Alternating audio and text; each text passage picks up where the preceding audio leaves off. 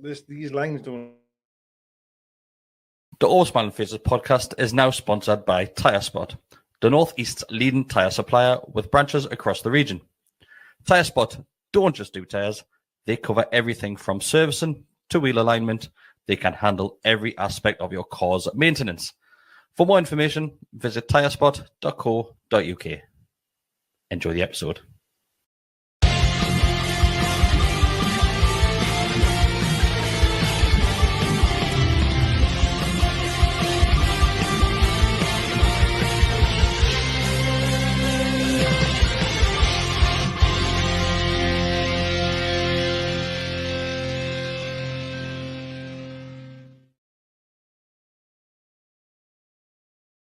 Hello, everybody. Welcome back to the Always Smiling Faces podcast on the GallowgateShots YouTube channel. As you can see, those that are watching live on YouTube, it is just myself, Kris, joined by Deka. This evening, Deka is representing his Guinness Shock Christmas Junga. Yeah, I am. Junga's out. My mother-in-law and father-in-law. Hello, Sue D. So I had asked for it for Christmas, and I think Lisa's passed the message on that, actually, he's asked for that for Christmas, and I had getting it for Christmas. Mm-hmm. But obviously, they've decided to give us it early because, like, if you give us a Christmas day, I can only wear it once, and then it goes away for 12 months. So they've given us it early. So right. And I wore for work today. I always find that a bit weird when people get Christmas jumpers for Christmas. Because you wear Christmas jumpers on the run up to Christmas. Yeah, you're not going to get a Christmas jumper. I'm going to wear that like next week. Exactly. And that's why they came around on Saturday and the surprises. So, yes, it's lovely. So, thank you very much. I appreciate it. Shall we get to the more depressing things? Do we have to? As like I've said, it's just me and Deka tonight. So, we don't have Mr. Positive Walker on the other side of the table tonight. Well, that bad now we're playing football. They don't even turn up anymore. It's literally just me and Kris. Nobody wants to do it anymore. Mark knew what he was in for tonight. That's why he hasn't turned up. Oh, Mark ran away. Bless him. But Deka, do you know what it is?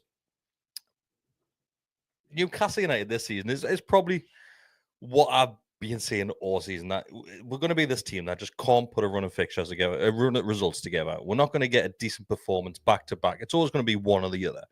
And we sat here last week, and obviously we didn't record after the Liverpool game as a Always Smiling Faces podcast, but me and you did do the match reaction afterwards. And we're talking about it and saying, well, it's a fantastic result, it's a fantastic performance, but we know exactly what's going to follow. And we weren't wrong. With this team this season, that we'll just have, I honestly think we've got no identity whatsoever. I think we're struggling in games. I think the league position now being 12th, how many times we're sat saying, oh, well, only this amount of points away from this, this, and this. But now we're starting to drop down the table slightly, which is worrying to me. You've got pundits out there, you've got respected ex-players like Alan Shearer that are sitting there saying, well, I'm worried because how can they get up for a team against the top 6 at home, but then go to the likes of Brentford and struggle against Brentford and whoever else it may be. And we know Brentford have been a decent team this season. They've got a great home record, albeit the games that they've had at home, probably the easiest that everybody's had so far in that run of fixtures. Yeah. It's just, I'm worried, and I keep on saying it every week, I'm worried about the performances. Yeah, well, I think I've been quite similar. So buckle up, guys, because this might be a negative one. But no, I think it's... There's so much from what you said there is true, right? So I think the inconsistency is a real problem, and I think I want to go back. Like Brentford, yes, I think they've got the best Premier League record, home record, in the Premier League. But even Thomas Frank said this is the toughest opposition that are coming to our building, and fair enough. I think it's just mad, isn't it, that we can't seem to put 90 minutes together. That's what I'm finding. Like the first 45, which we'll cover in more detail shortly, was in the main was quite positive. I thought we were okay. I thought, again, it's a bit end-to-end. Them had a lot of chances. We had a lot of chances. And I'm finding a lot of people telling us today was the same. But if Isak scores that chance, we probably win the game. I heard this at West Ham, by the way. Well, if Gordon has to put that. But it's not happening, though, is it? You can't just say, if he scores at this moment, we'll be okay. I disagree with that to a little bit of a degree. There's just worrying performances, and I find the substitutes we're bringing on either aren't making a difference, but also make us look incredibly messy. Do you think the substitutes were pre-planned? It feels that way as time goes on. I feel like they're almost pre-planned to the minute. Almost, because we know the likes of Gordon and Tonali had put a great shift in against Liverpool. We knew that. But I just thought as soon as we get to our mark, we know what the substitutes are going to be, no matter what the result is at this point. If you're winning the game, drawing it, or losing it, and we knew for fine well Tonali and Gordon would make an appearance around about that time. Were you surprised they weren't starting? Yes, but people will argue and say, well, we had a midweek game, blah, blah, blah, blah, blah. The professional footballers at the end of the day, so that doesn't wash with me. Like, I get it. I was surprised on Tonali, like. Yeah, because he's had 2 great performances back to back. And he's had 18 months off. Now, I know he might be match fitness and stuff and sharpness. Maybe Gordon has run himself into the ground and what have you.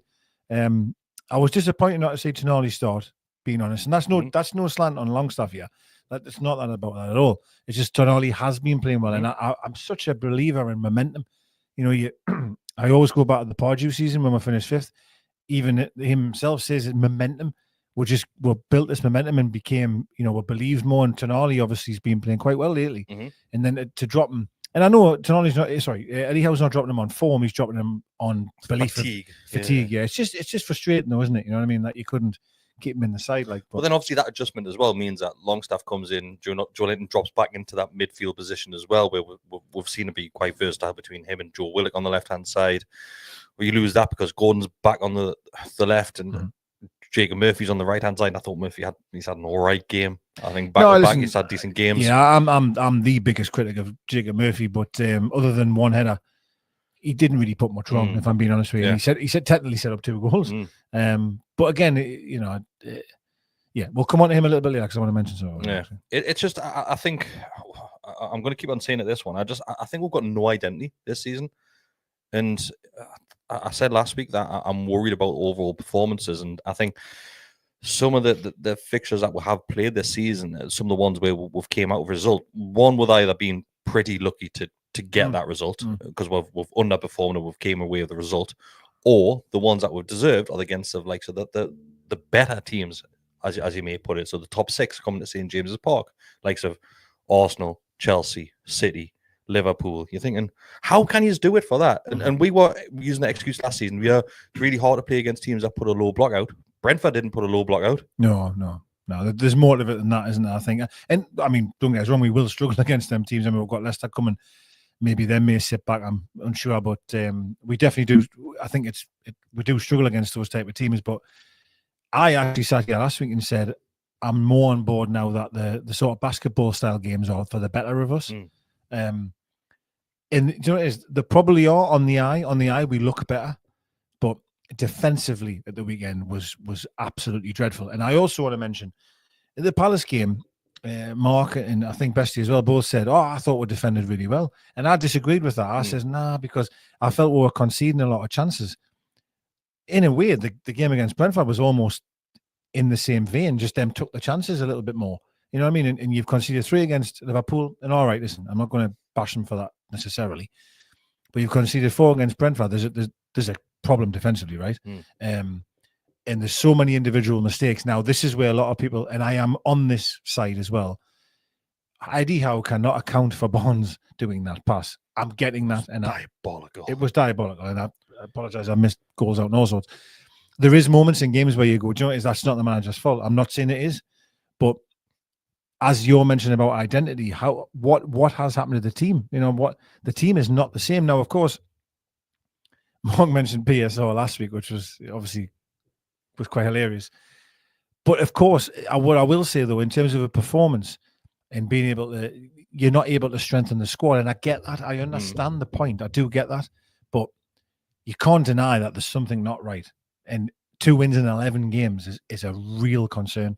And I'm just worried for him, by the way. I'm honestly just worried for Howe, is that you can't go to be 3-15 and you know what I mean? Almost if you're like 4-22, you know what I mean? Like when does it, the pressure seems to be mounting now, I feel. And do you know what it is? I think each game that we're playing, it's either one or the other. You either get it, the attackers playing well and the defensive playing poorly, or the other way around. You get a decent defensive setup and a poor in the final third. I just don't understand it. We don't seem to get that collective unit as a team.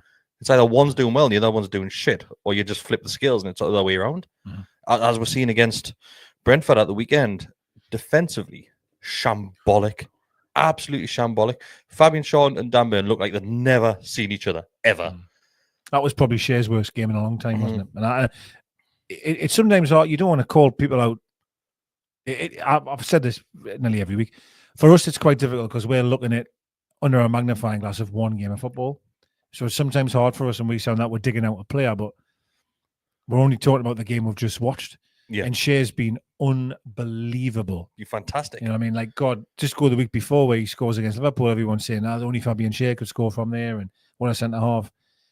But then you see a performance on Saturday, and you're like, God, where on earth does that come from? Like, he was horrendous, and I agree. The partnership between him and Byrne, it did look like that I'd never played before. It's I two haven't got the aging answers, centre-backs as well. The aging centre-backs, that's why the likes of the return of Botman coming back is long overdue. We need that. And people are saying, he's back in training, blah, blah, blah. He's still quite a large chunk of games away from even being anywhere to be in that mix of being selected and even getting a full 90 minutes as well. Even when he does come back, I mean, he's going to be rusty, right? Like, he's not going to be match sharp. We don't know what sort of player is going to come back. Yeah.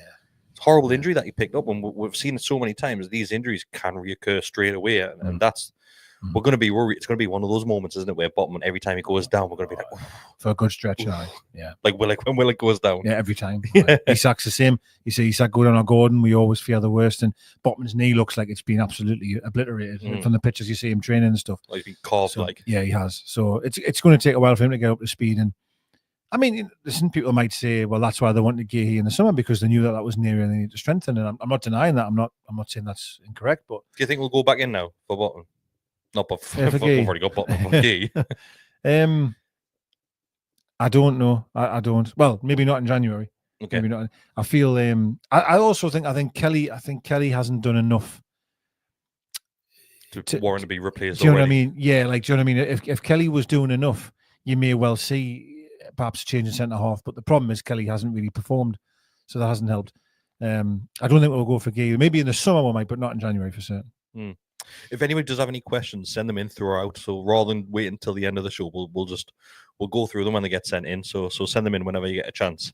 In regards to other players on the field, you said you wanted to mention Jacob Murphy. I think he's had 2 back-to-back decent games. Obviously, he's involved in both goals that were scored at the weekend. Obviously, we still know that he's not the answer. He's far from that answer. We've sat here and said that he's not good enough, blah, blah, blah, blah. But obviously, Gordon's favourite position is that left-hand side. And we know Gordon always does well. Okay, although he did come on at the weekend and just like the rest of the substitution didn't really impact it. But I think we're a complete mess before those substitutes were made anyway. So they've walked into a difficult game. So what did you have to say about our friend Jacob? Best mates now. It was a few things, really. So I think the first thing was how well he has done over the last 2 games. And I think I also want to reference here that I know I'll maybe criticise him or I'll criticise players, but I believe I'm quite fair in that if someone has done well, I'll give them credit, right? Liverpool, he was very good against Liverpool, but I thought it was more the sort of the ask of the opposition of why he played. Yeah. But I felt there was a lot went through him on Saturday, certainly in the first half. Now, listen, his first assist isn't, I mean, it's a shot, right? It's a shot. And Isak scores, but it's definitely a shot. Do you think that's a shot? I do. I don't think he's trying to find Isak like. I could be wrong. I think he's just putting it in the area. Maybe. I thought he was trying to whip it in, but as a shot, sorry. But anyway, he did tremendously well for the second goal. Our second goal, Barnes' one, because the first cross gets blocked, and he then hangs on to play, and he's putting it in the area. Maybe he is looking exactly for Barnes, but he did very, very well for that. But I just want to reference a lot of people obviously say that, you know, is Howe's time up and should we be looking to upgrade? I always say that, upgrade. I just question that narrative of if you're thinking about getting rid of Howe, okay, right, you're entitled to your opinion. I'm not saying you're wrong. You are, but I'm not saying you are. But you just said if you do, I mean this to the bottom of my heart here. I'm not so sure what manager you can get that's going to improve. Do you think that's what's changing your way of thinking, though? What do you think there was a manager available? Let's say if Tuchel didn't get the England job, he just sat there available. Does your way of thinking change slightly? Is the way that you're sat here saying, keep Eddie Howe, blah, blah, blah, blah. I do. Because there's nobody else? I just don't want to get rid of him. Like, I mean, I mean that. And do you know what it is actually? It's not blind faith, is it? Really? You can't say it's blind faith when someone's got you to qualify for the Champions League. But people might say I'm being a happy clapper and blind faith, and I know I was very passionate last week of how annoyed I was. And again, I want to reference that as well. Everyone kept saying it's because of how I felt in terms of conceding in the last minute. It wasn't. It was the performance, and that's why even though the second half performance on Saturday was so poor, I still thought there was signs of what we are was in that performance. Certainly for about 45 minutes, because the second half was just shambolic. I'd love to know what's happening at half time. Like something that they seem to be coming out at different worse teams. as games go on. Yeah, it just seem to get worse. Yeah. I don't know if we're not up intensity wise. The opposition, without question, I think a lot of opposition are finding out how we play, and we are struggling to adapt. And I don't think we have a plan B. I keep saying this. I feel like the plan B is bring new players on in the same way. Play like plan A, but we'll change the clientele. We don't change the way we'll play. And maybe we can't. I don't know. But I just want to reference that Murphy's done very well. Sorry, go back right the way back to the question you asked us. Murphy's done very well the last 2 games. He isn't the answer for right wing and never will be, but he's done very well the last 2 games. And I'm on that side of the fence of if we got rid of him, could a new manager improve Longstaff any further? No offense. Murphy, Shea, just to name a few. I'm not so sure. So do you think we're at the point where the players are just bang at the limit now? So when you look at the likes of Fabian Schoss and Dan Burn are prime examples, I would say. Obviously, the season that we finished 4th, get Champions League football, the lads had to play almost every single game in that campaign as well because we had no substitutes at that point. Do you think Eddie Howe got the best out of those players and there was only one direction that they were going to go after that? Well, I remember saying this, right, when we were signed, and Mark especially was having a right go at us, about Hall and Livramento. And listen, they're great players, I'm not saying that. But I felt there was a window, and forgive us, I can't remember exactly, it might have been the Champions League one, perhaps, maybe, was the people who are in charge of transfers necessarily thought in their mind was, God, look at the job Howe's doing with these players. He'll do that again. Yeah. And almost to a degree, we're saying do it again, right? These players are, I said from a long time ago, these players were playing above their true ability, in my opinion. They were really riding the crest of a wave. And they're all a couple of years on now as well. They're all getting a little bit older. And I just feel maybe that they are maxed out now and they'll never be able to perform that level again. And that's where I feel your manager then needs to, that's when I will say, your manager then needs to maybe try and look at a different way of playing or doing something in-game better. I do find in-game management's been really poor recently, personally, but it is difficult though. It is. But how many people probably looked at that bench on Saturday and thought that bench is never? That has been a complaint of Newcastle fans for the last decade. What bench is shocking? Look at the bench. We've got 10 keepers. We've got 8 left backs. Look at the bench. That bench on Saturday, everyone probably thought, "Wow, is there ever been a stronger bench?" Yeah. But they're not impacting the game at all when they come on, and I'm not sure why that is. I think we said that in the WhatsApp group when we saw obviously the team lineup was shocked at the likes of Tonali and Gordon being dropped, but they said, oh well, at least the options there. Because I think you put in the group saying no Gordon, no Tonali, and I immediately thought in the squad, like where are they? Then obviously we found out they're on the bench. I thought well, that's all right because there's an option to bring them from the bench, but obviously you're hoping for more when that does happen. Yeah. And I think Eddie Howe just thought, like I said, I thought they were pre-planned subs. I thought he knew it was always going to manage minutes, really, basically. That's what he was doing. And if he's managing minutes, right, can we not do it the other way? Yeah. So start Tonali, start Gordon.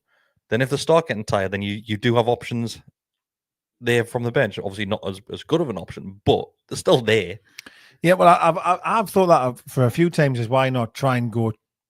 I mean, I've been very aspirational here, but say 2 or 3-0 up and then take them off. Or Keegan. So they get the 45 minutes to an hour that you believe they've got in them, but you get a result and then make the changes that way, rather than you're always chasing your tail. I always feel it's always like, well, we'll use you if we need you.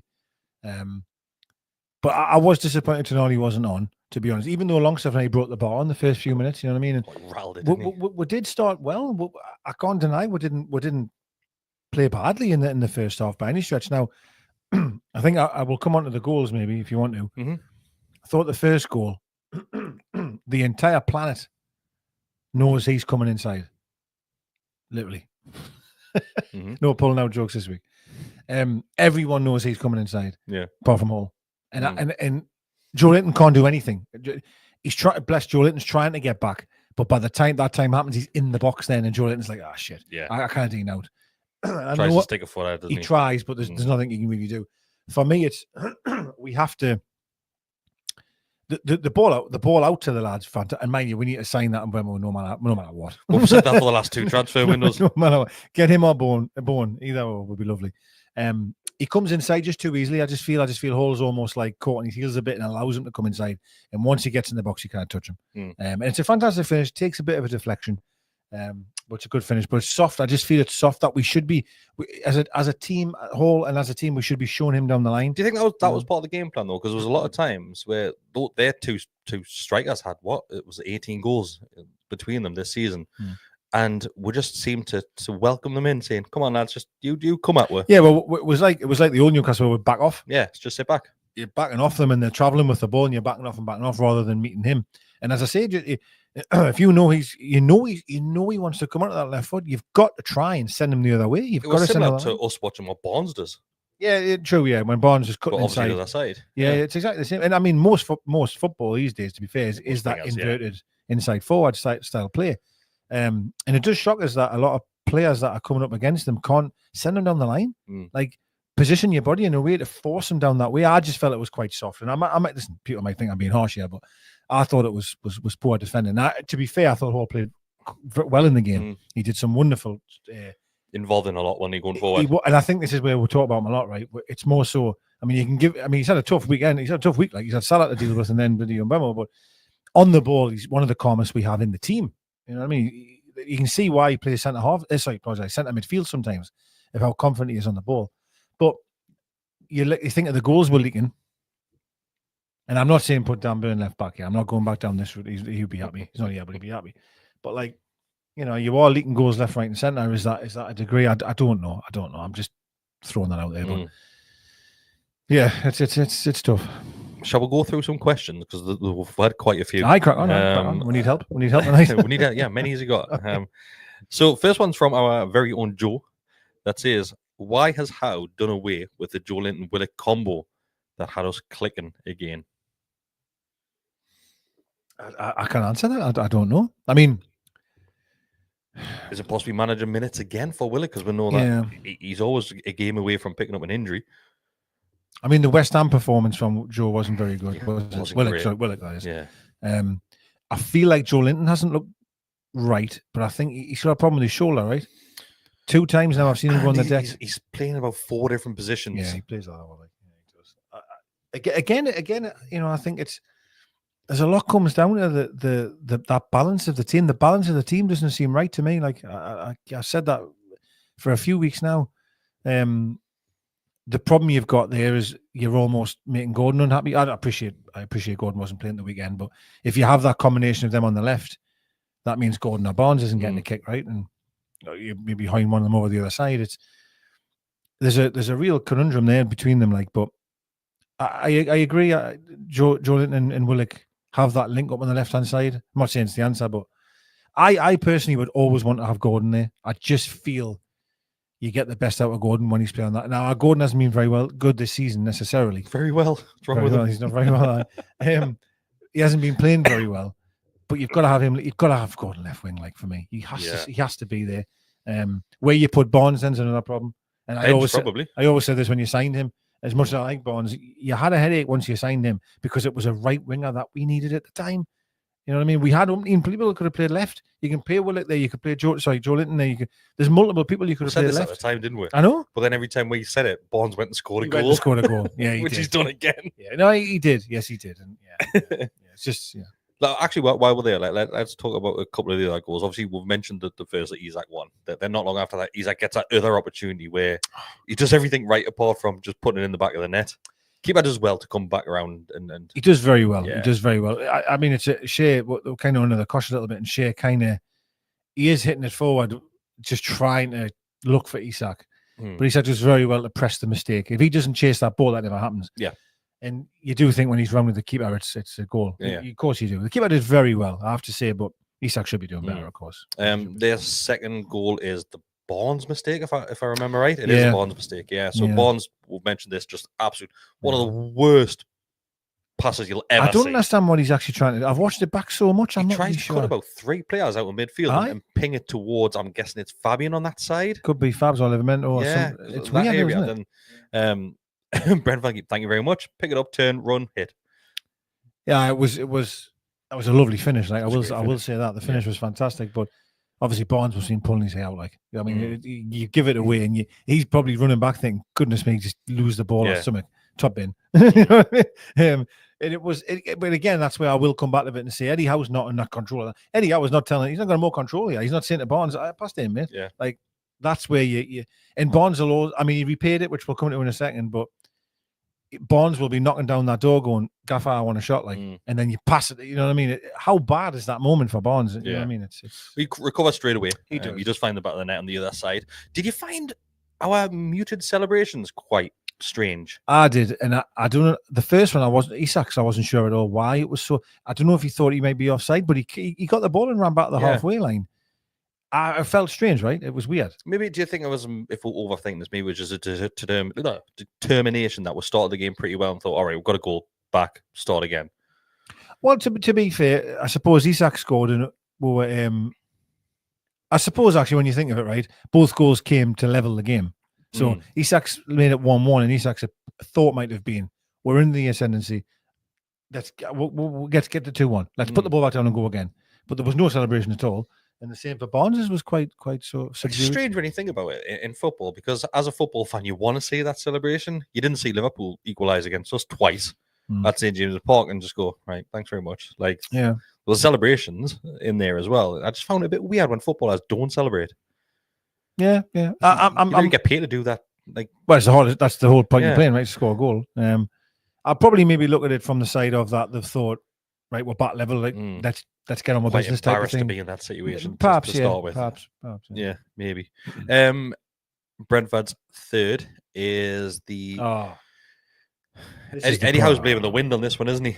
Well, he needs to be careful, and this is going down Pardew route. I told you this last week about Howe, right? That you just right. Last week I was annoyed that his comments were very much like, "Oh, well, we played really well for long periods and change a look at the end, Costa and all this type of stuff." And I just don't insult the fans' intelligence, especially the travelling fans, right? That have paid all that money to go down there. I did think a lot of his interview this time was very more honest. Yeah. And he said he's not good enough. You cannot defend like this at this level. And then he started mentioning the weather. And I was like, oh. So there is a question from Chippers that says, if Steve Bruce said the same things as Eddie Howe, he just highlights the weather. He says, would he be getting pelters? If so, why isn't Howe? Deka mentioned it last week, that he's running a very fine line at the minute in regards to some of them. And we know for fine well a manager isn't going to come out and say, we were shit. He's not going to say that. Players might. Bruno said it was a mess. Yes, that's how he described it, a mess. Very honest, yeah. We saw Fabian Shaw a couple of weeks ago, a couple of years back, a couple of seasons, that said every player was shit. That's what Fabian said. He did, yeah. So we've seen players do it before, but you're not really going to get your manager saying that. And especially Howe's very diplomatic. Howe's a politician, right? He'll always give you the sort of non-headline answers. But I did find this interview was a lot more honest than previous.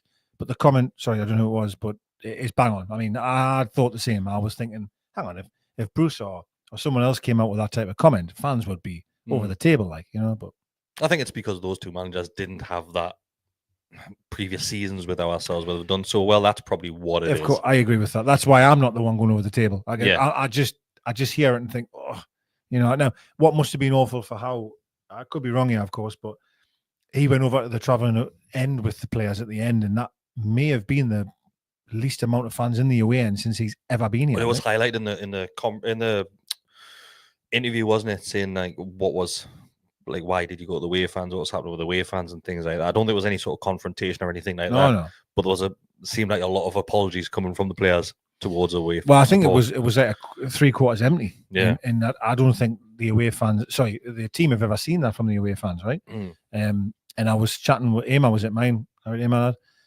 He was at mine on last night. We were watching the NFL, and I asked him. He was at Brentford, he went down, and I was just saying what was the sentiment of the fans and stuff, and he went like for the first time, like there was a lot saying this is it, time's up, and Emma's trying to defend that. And he's like, no, man, you know. But even he was saying there was a change in mentality from the fans, which is not nice. I hate that. I honestly hate it. Do you think, obviously, that there was a lot of players, a lot of fans that left that, similar to the West Ham game? Remember, people argued saying that people didn't leave the ground. A lot of people left the ground at that West Ham game. I know it was later on in the game, but there was a mass walkout, probably at the 90th minute when there was 6 minutes added on the West Ham game. I think it was. There was a lot of people that left that. I think maybe at the game at Brentford is that we're conceding the third. Then at that point, we just go to complete shit at that point. They get another couple of opportunities where they get Nick Pope decides to dribble out with the ball. If you thought he was bad, stood still with the ball. Wait till you see him move with it, because he goes on a little adventure. God knows what happens. Very lucky to even stay at that point. But then there's another game with a goal, which is just another sloppy one, just on the counter attack. Thank you very much.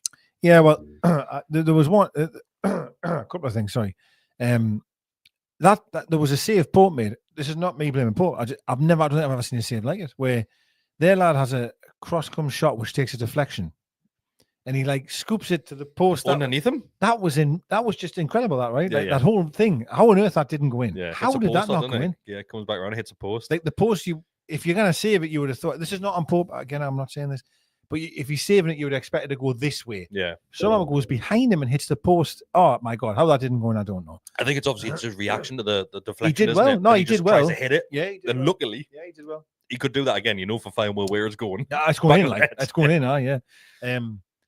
I thought. Pope just look, and listen again. This is why it's awful doing it when you do reviews of a game, because Palace, he was not a hero, right? I mean, he saved everything coming at him. Yeah. The third goal just looks, again, slow motion, and I commented the West Ham game, slow motion goal here. That third goal, I mean, first of all, I mean, you know, you're playing a long ball forward. This is like Stoke City, you know, from a few years ago, right? Yeah. I don't believe anyone actually gets it, or Shea doesn't, and their player doesn't either. For it to bounce and then it's a goal. That's one of the most softest goals you'll ever see, ever conceded. And the lad doesn't even really get a good connection on it, and almost Pope just, I don't know. Again, I know he's wrong-footed and he's going the other way, but what a soft goal to concede. 2-2. It's really, really soft. But to be fair, how many times have we said that though, Deka? Yeah. Look at the West Ham game. Yeah. Every goal's soft like that. And I suppose, you know, in fairness, I mean, Barnes' goal, I mean, they stood off him forever in a day. You could say that took was its soft. time to find the back of the net as Do you well. know what I mean? I suppose they're soft on either side, but every goal that we conceded, the first one is good, but I'll blame Hall, but every goal we conceded was very, very soft. The fourth goal, Tonali with a terrible touch, it almost bounces to their player. And again, Livramento gets caught out. Shea loses his 50-50 and then they're in, and it's a good finish. But again, it's so sloppy. It's so, and the player that was really frustrated, and I'm not saying wasn't to blame for any of this stuff here, but Dan Burn, you could see struggling, was blowing, wasn't he? Blown. He was fuming with the goals we were conceding, especially the third goal. He's almost turning around. I think that Shea saying, "Howe, you've got to do better on that header." You know what I mean? It's just crap. Like, to be honest, it's crap. We saw Fabian Shaw trademark as well. What tends to be, it's not just scoring goals these days. It's just going in for a tackle and completely missing the tackle. It was earlier on in the game. He just went flying in. Yep. And slid in. He's like, bye. Bye. Yeah. We've seen that a fair few times this season, haven't we? Yeah. I just, it's just worrying, isn't it? It just concerns us. Like, I think I text you this or in the group or whatever. When I say it's worrying, right? People are probably watching thinking, I'm worried that we're going to be 12th or 13th all season. That's not it, you know. That's not why I'm worried.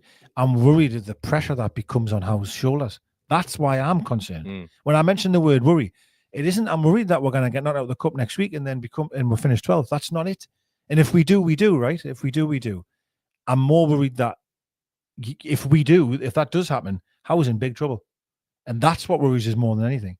And then you'll get people saying, I'm a happy clapper and I want Howe to be in. And I do. That's what I'm trying to get. Well, he is in big trouble, but some of it, like, he's got to take some of that blame himself, though.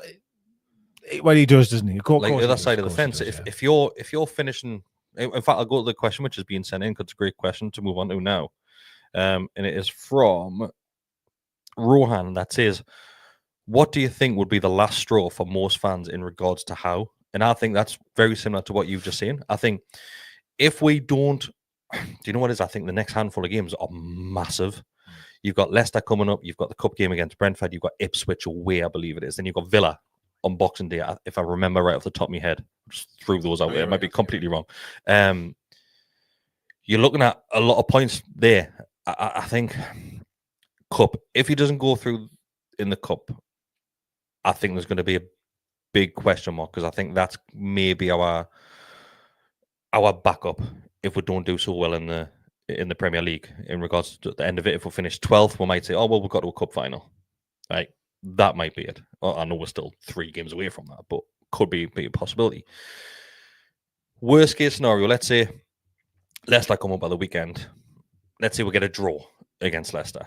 I'm not happy with the draw against Leicester at this moment in time, where we are. I think performances need to improve, results need to improve. So I think we need to look at that Leicester game and say, we don't deserve to get 3 points, but we'll have to take 3 points from that. I think the Brentford game, you need to get through in that. I think the Ipswich game, once again, you're looking at a newly promoted team, which have been playing well to a certain extent. Do you know what it is? I think, let's say, if we completely rule out the cup game, the next 3 games, if you're not picking up 6 points there, I think the league table isn't going to alter much, apart from teams ahead of us getting a bit further away. Yeah, I think I feel like the cup game is season defining in many ways. I feel, because a lot of fans' opinion would be, we're not going to qualify for Europe through league merit. And to be fair, I'd probably agree with you, to be honest, the way things stand. Leicester have obviously got Van Nistelrooy, who's just come in. So you've always got that worry of the new manager bouncing, even though I think that there's got to be a Brighton there. But I think, listen, if Newcastle, if we do what we can do, we can beat Leicester, we can beat Brentford at home, maybe draw against Ipswich away. But we listen, we can have a decent week. We know we can do it, right? But I just worry about, again, I'm going to come back to the word momentum and confidence. Is like, you just worry about that a bit, don't you, where it starts to set in. And I cannot say, hand on heart, and I should never be able to do it, but you've won 2 games in 11. I can't honestly say to you, we'll win on Saturday. I feel like we should, because we're playing Leicester, and that's maybe disrespectful. Thing, the lads that did the match preview going into the Brentford game for us, they sat there and rightly so saying, we've had such a great result and a great performance against Liverpool, so why can't we go to Brentford and get a result there as well? And I think that the lad said it'll be a tough game. It'll be end-to-end, but I think we might get a result. We just can't build. We can't build on the previous success from the game just gone. And you know, for fine well, we're probably going hammer Leicester.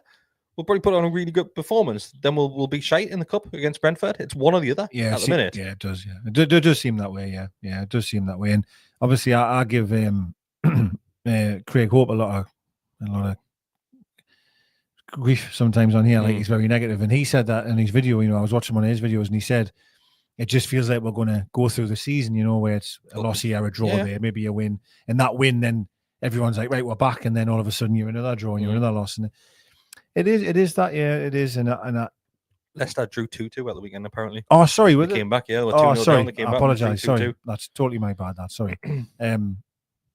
Yeah, so that, you know, it's not going to be easy. That's good, but no game is easy in the Premier League, of course it's not.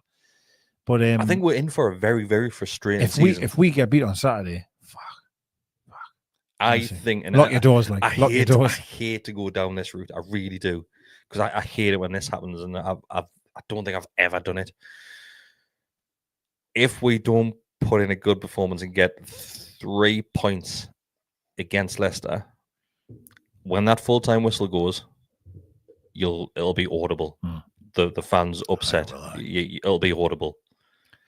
It will, and I'll go back to what Emma said last night. My mate said, like, there's travelling away fans that go every week, not just people that go occasionally. Every week are starting to turn, and that's a worry when those do. That's a worry, and I hope. Listen, I hope more than anything that he can turn it around. I sat here last year when the times were good, right, or maybe the year before, sorry, saying, like, even if next season or the year after we'll go 10 games without a win, we've got to stand by him. I'm not going back on my words at all, but I know a vast majority of people won't. And two wins in 11 games is not good enough. I can't hide away 10 from points that. or something like that. 10 points from those games. It's not good enough, and I can't deny that. And you're sitting 12th in the league. And now, there's a few people been saying to me, well, everyone's been inconsistent except Liverpool. That's not the answer. The answer isn't other teams have been inconsistent. Don't look at everybody else. I'm not interested in other teams. You could argue teams were inconsistent the year we finished fourth. Like say Liverpool and Chelsea, well, that's how Spurs, do you know what I mean? Like, you kind of just use that as an example that others are inconsistent, so it's okay. We aren't. We are also inconsistent. Something has to change. I think collectively, probably, maybe the people in the comments here might have better answers, but I do find it difficult, though, to say what would you change, right? I find that difficult because it's tough, right? It's tough. Yeah. It's the toughest time that Eddie's Howe, apart from when he first came into the club, to turn it around. But you get that grace period anyway. You've came in to do a job, so even if you feel like keeping the club up at that point, you're not going to get sacked. Like, far from it. You're not gonna. It's not going to happen.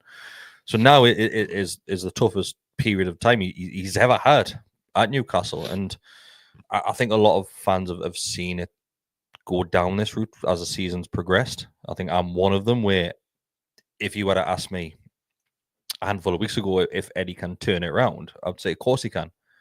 From what I'm seeing, I'm not sure he can. And that's not saying as pull the trigger, bin him off straight away and replace him, because I don't think there's anybody out there that can replace him at this moment in time that's available. The club aren't going to want to spend money bringing a manager in, because you're going to have to deal with sacking a manager, staff, paying those wages. Then you're going to have to bring another manager in. So there's your PSR gone completely for your next transfer window. I think that's one of the reasons that the club probably won't even entertain it at this moment in time. I just think as the season's going on, it's becoming more and more prominent that fans are starting to not turn, but ask a question, and the question mark is getting a lot bolder. Yeah, I think there's nothing wrong with critiquing the performance or criticizing it. You know, I get it. It just it hurts a bit that we're in this situation, really. You know, and I suppose really, you know, when you think you're getting a cup final in the Champions League, the only way is down, right? In a sense, if I'm looking at, especially when we're putting the Champions League down at overachieving. Oh God, I mean, you know, you're shooting for the moon there, really. Right? Yeah. We overperformed that season. Yeah. Nobody can disagree with that one. But I think a lot of the consensus was last season when we missed out on Europe just as well, you know, to be fair, very close, right? The consensus was, me included, by the way, well, injuries won't hopefully be as bad as last season, which, let's be fair, right, they haven't been, right? We haven't got European football, so I'm going to worry about this 2 games a week and travelling. And you're lying 12-2 wins in 11. It's not where anyone, no matter how big, even if Eddie Howe's mum and dad's watching, God bless his mum, passed. But even them would believe it wouldn't be as bad as this, right? Like, and I say bad, it's such a dramatic word, but it's just not what we would expect. And I kind of agree that I'm maybe blind faithfully here saying he'll turn it around. And every week I'm going and watching the games, I don't really say anything different, to be honest. And that's maybe why it's blind faith that I'm saying he'll turn it around, because I'm not seeing any difference, really. Yeah. I hate to say that. I think it's just from what we've seen in previous seasons. I think that's what we're all putting it down, and myself included, thinking that yes, previously I thought I was full of confidence, saying, of course he can. Now I'm starting to doubt that as well. And I'm not, like I said, I'm not saying replace instantly. I'm not saying where this. So do you think it's inevitable that he'll go? Like, I don't think it's going to end well. I mean, it never does for any manager, right? There's someone, I'm going to butcher this saying here, but someone I remember saying, like, the first day in a new club is your first, closest to the last day or something like that. And I'll repeat, if you get the cup final in the Champions League, and to be fair to Mark, you know, you're not able to invest maybe the way we thought we were. The trajectory is probably never going to get, because the likes of Spurs, the likes of Chelsea, of all, well, Spurs like, but there's a lot of teams have sort of invested and progressed and stuff. And but the question, I suppose, listen, is Forest 4th or 5th? Is Brentford ahead of? I suppose really, I'm sitting here banging the PSR drum a little bit like Mark, but we should be better than 12th, right? Without the injuries that we had last season, without European football, as a team, we should be better than 12th. I can't deny that fact. So yeah, do you know what I almost argue with myself half the time. Yeah, I think, like I said, I don't think it'll end well, and I will be very shocked to see him make it out the rest of the season. God, which means I think it's not going to go in the direction that I want it to go. I think this is going to be us this season, mid-table. Yeah, I think what the worry I have, right, is also, let's say Leicester on Saturday, we win. See, listen. Oh, it can change. You could ask me this question this time next week. It could completely change. But do you feel, though, that... I felt this about my mate, right, when he was here, right? This is Maxi, by the way. I always seem to get about on him. But, like, I remember where I'd go to games and people were just absolutely, like, 100 out against him, like. And then I'd go and watch him 1 week and he might score a goal and assist another. And for a little bit, you're okay. But within 2 games, they were straight back on him again. So what I mean is you beat Leicester, right? Everyone's all right. You beat Brentford. Oh, well, this is it. We've turned the corner. You lose it against Ipswich. You draw the next one. And then all of a sudden, back on. Everyone's back on again. And it's a sort of a circle or a cycle that you can't really get out of. Yeah. The thing is, right, it's a long season. Of course, we know it's a long season. There's still lots of points available. There's still lots of points to lose as well. That's what I think. I think people will have to try and be optimistic in this one. Say, yes, season's not over, far from over. There's still a lot to play for. And like Deka's just said, 2 games on the bounce. If you get 2 decent performances, 2 decent results, you're right back in that pack. Of course you are. But then, if you look at the other way, you only have 2 defeats away from dropping right down as well. Well, we haven't won 1 in 4. Mm-hmm. If you drew, I'm going to say we'll draw against Leicester.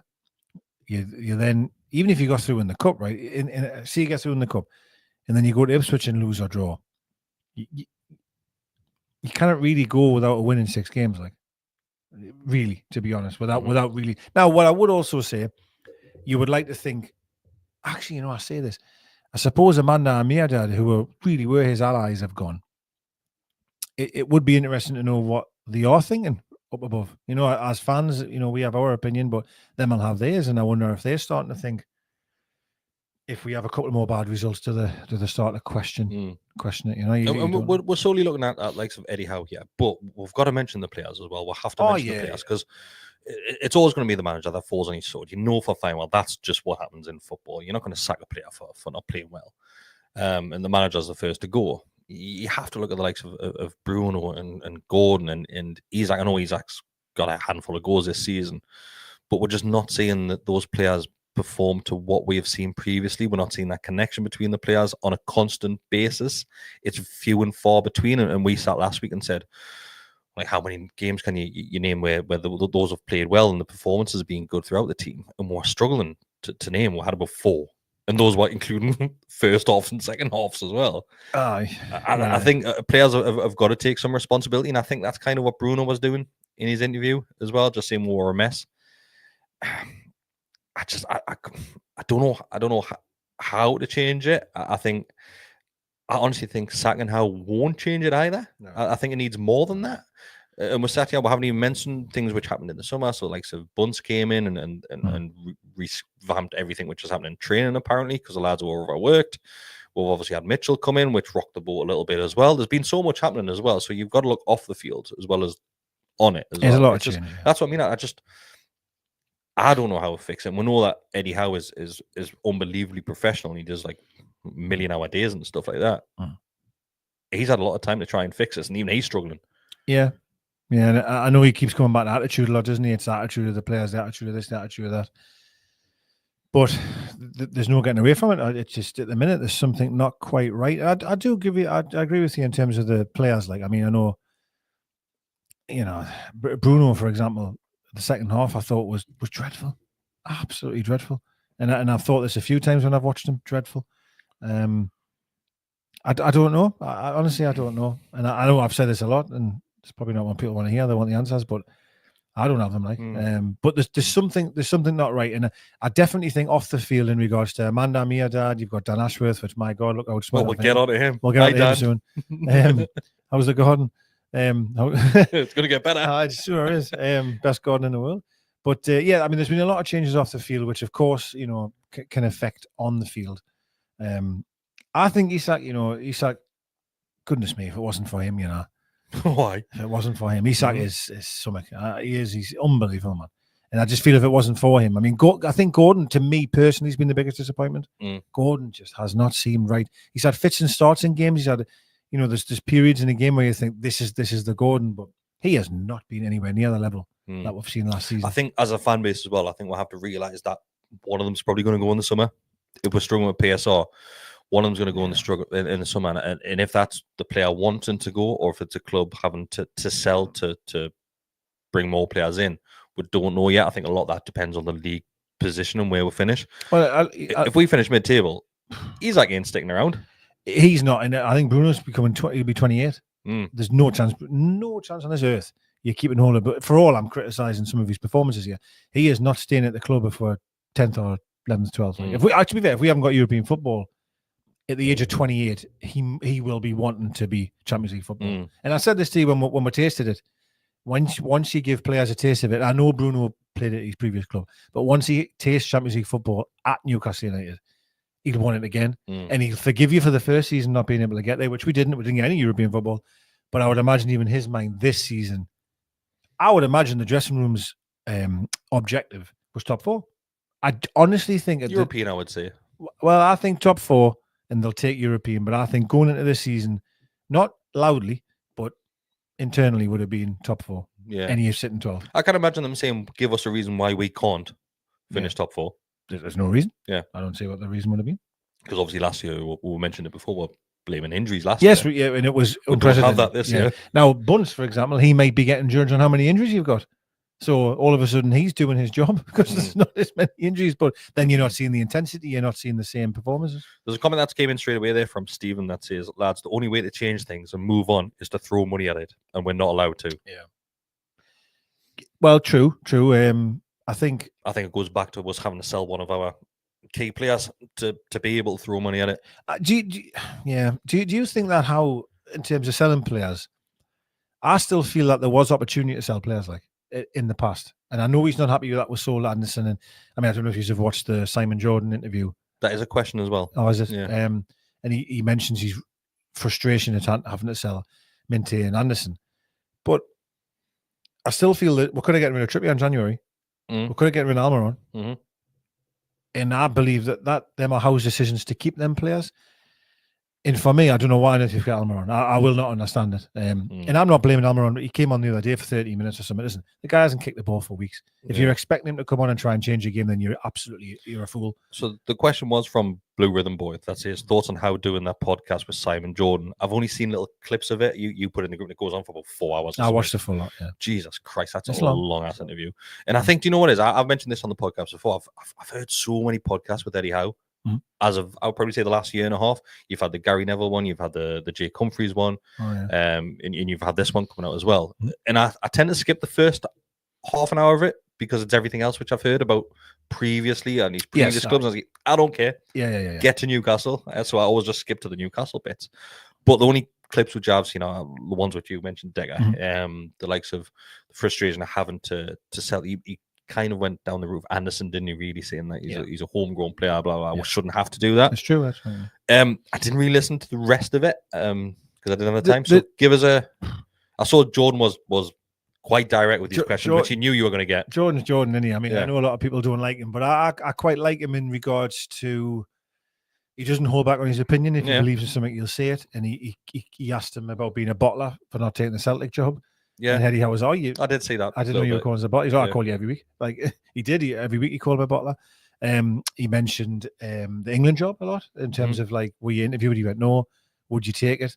And then he really pressed him on the Paul Mitchell situation about like Paul Mitchell's come in and criticised previous windows and previous signings. What's your thoughts on that? And he went, well, you could take words either way. And he went, no, that's what he said. He said that he's criticised and Howe wouldn't answer the question. Fit for purpose or something like that. He said, wasn't it? Fit for purpose, yeah. Now, Howe wouldn't answer it. Like Howe was like, I'm not going to go there. So there was a. He also, of course, asked about the Saudi ownership, saying like, come on, then, like, what's your, you've took this job, like, what do you think of that? Blah blah blah blah. Again, Howe was like, listen, but Jordan was trying to get a rise out of him. I thought Howe did very well at how he answered a lot of questions. He's never going to turn around and answer. There is some question. He's not going to turn and go, Mitchell's a prick, like, for saying that. He's just not going to do that, But Simon Jordan asked the questions that I thought he would ask. Yeah. And he did. I just thought Howe did very well to maneuver his way around. You know what I mean? And I just thought. So the one which I saw where it was the one where he's mentioned Mitchell, I saw that little bit. And to be fair to Eddie, you were saying, well, I'll be honest with you, I'm not going to give you the answer to what you want. I'm not going to give you the headline. Yeah. He did say, I'm very proud of what we've bought, and I feel we've bought very good players. I think, and I could be wrong here, right? I could be totally wrong here. I wonder if I just wonder if I'm trying to think if Mitchell's thinking we can't be spunking £40 million on a player that'll become a good player. Meaning, I'm going to say Hall here, right? I know Hall's playing now. Because it puts you in this PSR hole. Maybe he's thinking that we've just spent too much fit for purpose. Well, actually, really, when you think of it logistically, it is not fit for purpose because we can't buy anyone now. And we'll have to sell with two prospects. So, yes, you might look at it and go, these signings, of course, Isak and Bruno were outstanding. I'm certainly not saying anything against them at all, or Gordon. But the volume of players you're buying at them costs, it's not fit for purpose because you're going to be in this hole where you've got to sell an up-and-coming player and you physically can't buy anyone else. Maybe that's what he's meaning.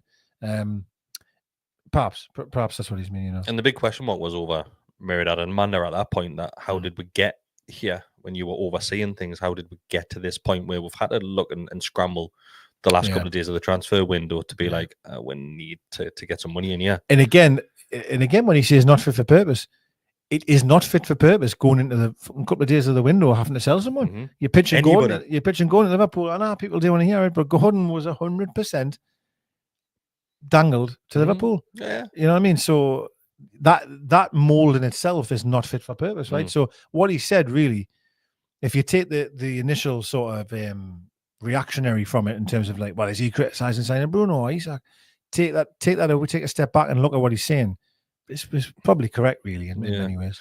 Steve Passmore, Bestie's mate, says, question, would it not have been worth taking the point deduction so we could have kept Anderson and Minty and no reason to sign yet another goalkeeper, knowing what has come to pass this season? It's one of those questions that you're just never going to be able to answer it because we've said it previously when we sold the players Deka that we would probably get used as an example to say, oh, actually, Newcastle, more points. And we need all the points we can get at the minute, to be fair. So in hindsight, no. It's a funny one. If I joked and said that let's go and buy the world and take the 10-point hit, but then we'll be set up for 20 years. Like it's a funny, it is what it is, isn't it? But I do feel, I will say this for the club, I do feel that because of the ownership model and who it is, they're really treading that line very carefully. You know what I mean? They're making sure they're not stepping across the line, it's still ultimately, if we take everything away from it, it's absolutely ridiculous that we find ourselves in this situation, really, when you think of it. Richest guys in the world who have got a hold of it and aren't able to spend. And they keep saying that this PSR was brought in to keep things competitive. It's making the sport anti-competitive because it's keeping the six at the top of the table. Yeah. Gary Neville's a great one to listen to with the likes of PSR because he hates it. He's saying, like, why can't clubs spend what they want? Like, why can't they? And I think Simon Jordan's similar as well, isn't he? Yeah, well, to be fair, Simon Jordan had the opinion that I had of why PSR I thought was good because I thought it was to try and close the gap. Yeah. But even Simon Jordan is like, as he says, Eddie Howe, he is absolutely against it. Too many teams too far ahead. Because now you're closing that loop and you kind of get to the table, which is it's just so unfair. It goes down to what Helen said here as well. She says, do you think the whole PSR stuff has stopped our dream of becoming the force we can be? I think it's obvious now. I think if we could spend, we would, but we physically can't. And you get people from the outside and say, oh, the Saudis. To be fair, the Saudis probably did come in at the wrong time. Like, if that came in 5 years earlier, it would be a completely different story that we're having now. But because they've came in, yes, we might be the richest club in the world, like people love to say it, and put outward and say, oh, well, why aren't you investing this? Why aren't you buying this player? Why aren't you buying Messi and all this shit? Like, we physically can't. We literally can't. Yeah. And that's because of so much malnourishment that the club previously had from the previous ownership and things like that. We'll all know the reasons for it. Of course we are. Well, you look at them papers that got released where when the takeover happened and then all this sponsorship business came about, we were the club that were held as an example of. We don't want ex-club being able to come in and then just inflate sponsorship deals. It was us that were using as well, Amanda mentioned it in the documentary, didn't she? Say, well, of course it happened because it's Newcastle. That's what it was. Change the rules mid-season just when the takeover goes through. Because they didn't want little old Newcastle sort of rocking the boat, like, you know what I mean? Which is infuriating. And to be fair, if you think of it in another way, like them have bought the club on the version that they've been given. and then they've bought the club and paid all that money, and they changed the Change the rules. rule books. Can't do it, man. That just seems so. Can't do it. How can you do that? You buy something on face value of what you've agreed to do, and then they change it. Mm-hmm. Like our owners could have went, hang on a second. Mm-hmm. Like we've bought the club and got this plan that we've put towards you, and we've done it. Just we've tear agreed, that in half. and now you've went, no, you can't do that anymore. Yeah. That doesn't seem right either. I think we'll have to look at, like, we've been going nearly an hour there. So just to end it, right? This is probably something that we'll talk about later on in December when the rest of the lads are here as well. Players that the club need to replace. We've mentioned about aging players here, and there's a couple of comments in earlier about the likes of Dan Burn and Sean Longstaff possibly getting a extension to the contract. I kind of understand that to a certain degree. A year extension for players that like that are decent deals for the club, because you're not spending money, and they're not, the long run, they're not going to be your starting 11. So I understand contract extension. I get it completely, because it's a hell of a lot cheaper than bringing in a new player. Of course it is. A lot of mention about Miggy. You mentioned it, Deka, that the club, once again, they're going to be going in that January transfer looking to sell Miggy. I think you have to get rid of one of your goalkeepers. Why we've got 24 goalkeepers is ridiculous. Like having Gillespie, Ruddy, what's the other one called? Vlachodimos. Dubravka. I mean, I don't know Pope. But obviously, I don't get it. I don't know what them give you back in terms of a PSR value. I don't know. You know, an expensive glove bill. Well, maybe. I don't know what you get. Now, again, to go to Trippier, for example, he must be on 100 odd grand a week. Right? Got to be. And for me, in January, when you had the opportunity of getting whatever it was, you can't just. I suppose I've literally just done it myself. I've just said about the goalkeeper. I was going, well, how much is that going to get you back? If you did that every single knock along the road, every door along the road, and went, well, you're not going to get much from him. No, not him either. Really. They'll get to the point you get nothing. Well, then what do you? So you have to just sometimes take the hit and say, no, get rid of me, get rid of Trippier, get rid of the keeper, get rid of. You know, start. You have to. If this is the scenario we're in, we're going to have to do it, right? We're going to have to do it. And you can't even throw Callum Wilson. Apparently, the rumors were Callum Wilson to Atletico Madrid, wasn't it? That's in right. January as well. Yeah. And again, summer. I can't remember. It was one summer, of them. and I'm sure how went no. And this is the problem you've got. I understand how it's maybe protective thinking. God, I can't afford to lose X, Y, Z because look at me squad or what it'll be. But you have to, if you have the guarantees that, listen, and it'd be fair to the owners here, right? They've spent what they are able to spend, and they've proven that they've done that, right? Like, God Almighty, I'm sure they've spent £400 million on the team we've got now. I only referenced the other week, we didn't have a shot against Palace, but we midfield cost 150 million. With strike force is 110. Come on here, you know what I mean? So that they've been spending money.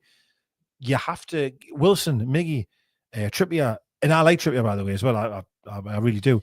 But you have to get rid of these players and then reinvest that money. You know, reinvest the capital that you've created. Because if you don't, all right, well, January is going to be fun, isn't it?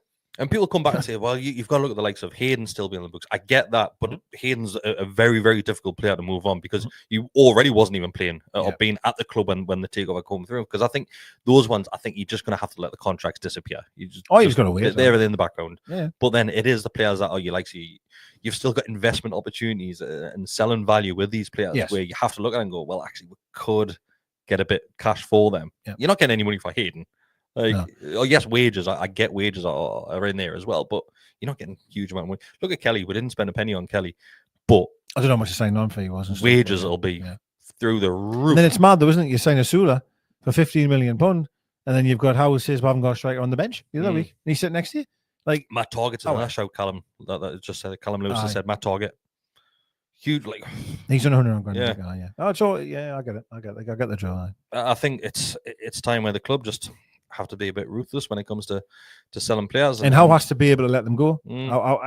Listen, Howe said that he has the final say on ins and outs, and there's a few of the outs for me personally that he's hung on to, and Wilson was one of them. Wilson should have went at that time. Yeah, and Almiron, for example, in the summer when there was an opportunity, you've got to, and I appreciate maybe, his agent said we didn't agree. It was £10 million and we wanted 14. Guys, take the 10 and move on. You've got to start getting rid of players, because if you don't, we'll find ourselves in this position. And what was the point in keeping him anyway? What if you're going to keep a player and play him? Hey, listen, all the good luck to you. But Almiron's getting seconds a game here. I mean, he came on again on the weekend, just like the rest of them, just didn't. I didn't impact the game at all. And do you know what it is? I wouldn't expect him. I wouldn't expect him to come on and do anything. He hasn't played for God. No, he played against Wimbledon in the cup, won a penalty. Like he's not playing, so I'm not expecting him to come on and change the world. But you've got to let these players go. Like you've got to. Mm. Otherwise, unfortunately, we will get to the summer. And to be fair, actually, given the season how it may pan out, we may not even have a choice of keeping these players. But we are going to lose. You might lose Isak and Bruno. So this is a question I'm going to end it on, because this question has just came in from Tony. That says, would you rather sell Isak or Bruno? I'll give you my answer straight away. Bruno. Oh, I think Bruno's easier to replace than what a striker is. Totally agree with you. Absolutely. How quick was that for you, Tony? Yeah. No, it has to be Bruno. Like, it has to be. And I love Bruno, but I am telling you now, you'll have to replace Isak. I arguably say is impossible. For a club like us to replace him is impossible. You'll get more money for Isak. I think you will get more money for Isak, but you need to spend more money to bring a replacement in. You can't replace him. You can't replace him. There's not another Isak out there going to come to us. Like, I'm sorry, like, there's not. And honestly, I like Bruno. I really do. But you don't get the consistency with him. You just don't get it. No, you don't. You haven't. No, you don't. You don't. And there is moments of it, of course. And I know he celebrates when we win corners and throw-ins and stuff. And arguably, Tonali's there. Yeah, different players, but you may play the six then. Like, but I love Bruno, and I am never going to sit here and criticize Bruno to that level. But listen, finding someone that puts a ball in the bat, and that's the hardest thing to do. And outside of Haaland, there's probably someone else, but Chris Wood. There's nobody better than Isak, like, for me. I mean, Arsenal surely must be screaming out for the legs. Probably can't afford him, but like, imagine if Arsenal had him. You know what I mean? And Chelsea, for example, someone like that. You know, like, there's nobody.